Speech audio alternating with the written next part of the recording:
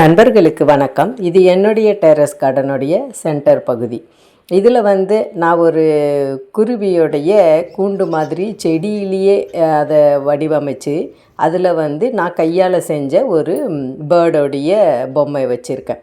அது பார்க்குறதுக்கு நிஜமான கூடு மாதிரியும் அது குருவி உக்காந்துருக்க மாதிரியும் நமக்கு அழகாக இருக்கும் பார்க்குறதுக்கு க்ரியேட்டிவாக. ஆனால் நம்ம நேச்சராக அதை உருவாக்கியிருக்கோம். இந்த மாதிரி நம்மளுடைய தோட்டங்களில் சில செடிகளை நம்ம வடிவமைப்புகள் செய்ய முடியும். இதே மாதிரி இதுக்கு முன்னாடி இதை ஹார்ட் ஷேப்பில் செஞ்சு வச்சுருந்தேன். அதை வேறு ஒரு வீடியோவில் பார்த்துருப்பீங்க.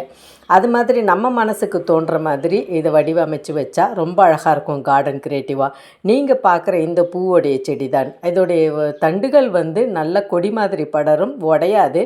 நமக்கு எந்த ஷேப்பில் வேணாலும் அதை வடிவமைக்க முடியும். ரொம்ப சின்ன இடமா இருந்தாலும் நம்ம யோசித்து க்ரியேட்டிவாக ஒவ்வொரு விஷயங்களை ரொம்ப மனசார நம்ம அழகாக செஞ்சோம்னா நம்ம தோட்டம் பார்க்குறதுக்கு அழகாகவும் சிறப்பாகவும் அமையறதுக்கு அதுவே ஒரு பெரிய காரணமாக இருக்கும்.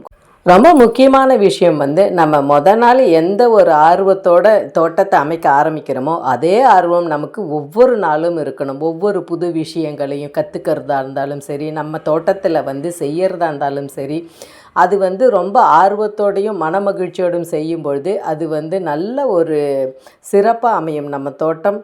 சின்ன குழந்தைங்களாக இருந்தாலும் பெரியவங்களாக இருந்தாலும் தோட்டத்தை பார்த்ததும் ஃபஸ்ட்டு அவங்களுக்கு பிடிக்கணும். அப்போ தான் திரும்ப நம்ம சொல்கிறத கேட்டு தோட்டம் அமைக்காதவங்களும் தோட்டம் அமைக்கணும் என்ற ஆர்வம் அதில் ஈடுபட்டு செய்வாங்க.